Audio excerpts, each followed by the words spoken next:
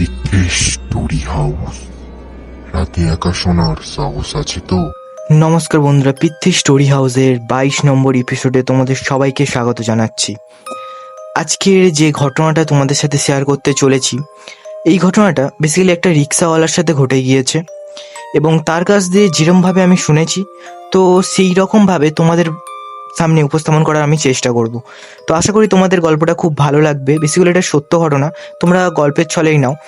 তো যারা যারা এই চ্যানেলে নতুন আছো, চ্যানেলটাকে সাবস্ক্রাইব করে নাও আর বেল আইকনটা অলে সিলেক্ট করে নাও, কারণ এইরকম ঘটনা এখানে সবসময় আসতে থাকবে। তো বেশি কথা না বলে আমরা আস্তে আস্তে ঘটনার দিকে যাব, আর অনুরোধ রইল গল্পটা পুরোটা শোনার জন্য। আমি এখন যে ঘটনাটা শেয়ার করতে যাচ্ছি সেটা এক রিক্সাওয়ালা আর এক অগন্তুক লোকের সাথে ঘটে যাওয়া ঘটনা। ঘটনাটি ঘটেছিল দোহার থানার চরাজয়পাড়া নামক গ্রামে এসপি বাড়ির সামনের রাস্তায়, যেখানে একটা কালভার্ট আছে আর তার ঠিক পাশেই আছে বড় একটা ঝোপ। একদিন এক রিক্সাওয়ালা রাতে এক প্যাসেঞ্জারকে নিয়ে সেই রাস্তা দিয়ে আসছিল। রাত তখন প্রায় আনুমানিক 11টা কি 11:30টার মতো হবে। আমরা জানি যে গ্রামের 9টা-10টার দিকেই প্রায় বেশিরভাগ মানুষ ঘুমিয়ে পড়ে, আর গ্রামের রাত 11টা মানে অনেক রাত। তাই সেই সময়টা সেখানে একেবারেই জনমানবহীন ছিল। তো তারা দুজনেই সেই রাস্তা ধরে এগোচ্ছে। এমন সময় তারা কিছুটা দূরে এগিয়ে দূর থেকে হঠাৎ সাদা মতো কিছু একটা লক্ষ্য করে। তারা তখন সেই কালভার্টের কাছাকাছি ছিল। তখন তারা দেখল যে কালভার্টের ওপর সাদা কাপড় পরা কিছু একটা পড়ে আছে। একটু কাছে গিয়ে দেখল একটা লাশ, কাফন পরানো লাশ কালভার্টের ওপর পড়ে আছে। লাশটি দেখে দুজনেই ভয় পেয়ে যায়। তারা ভাবছে এত রাতে কার লাশ ওটা। এরপর তারা দুজনেই রিক্সা থেকে নেমে লাশটির কাছে যায়। লাশের পাশে গিয়ে তারা দুজনেই অবাক হয়ে গেল যে এত রাতে এইখানে কাফন পরানো লাশ কে রেখে গেল। আগন্তুক লোকটি তখন রিক্সাওয়ালাকে বলল, হয়তো কেউ লাশটি দাফন করার জন্য এখানেই ফেলে রেখে গেছে। একটু পর লোকটি রিক্সাওয়ালাকে বলল, চলো আমরা লাশটিকে নিয়ে দাফনের ব্যবস্থা করি। কিন্তু রিক্সাওয়ালা এতে আপত্তি জানালো। সে লোকটিকে বলল, আমি পারবো না ভাই, আমাকে আমার ভাড়া দেন, আমি চলে যাই, আমি এইসব লাশ নিয়ে যেতে পারবো না। লোকটি তখন তাকে বলল, ঠিক আছে, তোমাকে ভাড়া 100 টাকা বেশি দেব, চলো দাফন করে যাই।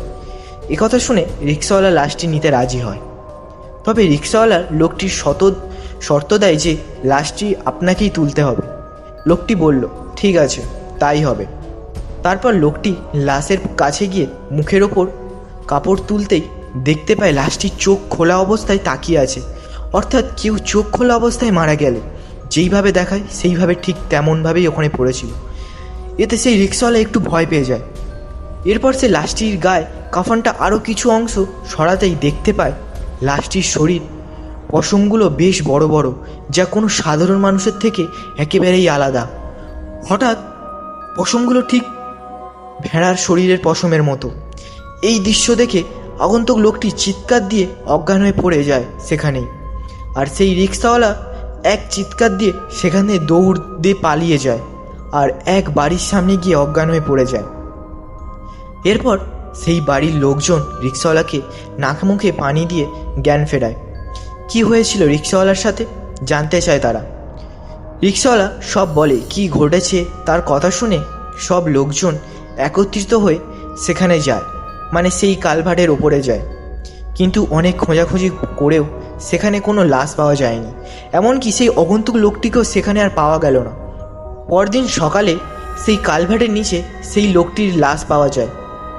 কালভার্টের নিচে খালের কাদা পানিতে, কাদার মধ্যে অর্ধেক গাড়া অবস্থায়। সেই লাশটাই বা কার ছিল, আর লাশটা গেল কোথায়, আর সেই আগন্তুকের সাথে সেই রাতের কি হয়েছিল তার কেউ কোনো দিন জানতে পারেনি। তো বন্ধুরা, গল্পটা আজকের এই অবধি। তো তোমরা কমেন্টে নিশ্চয়ই জানাবে গল্পটা তোমাদের কেমন লাগলো। তো একটা সুন্দর লাইক এবং ভিডিওটা তোমাদের বন্ধুদের সাথে নিশ্চয়ই শেয়ার করবে, এবং আবারও ফিরে আসবো এখানে আবারও কোনো সত্য ঘটনা নিয়ে।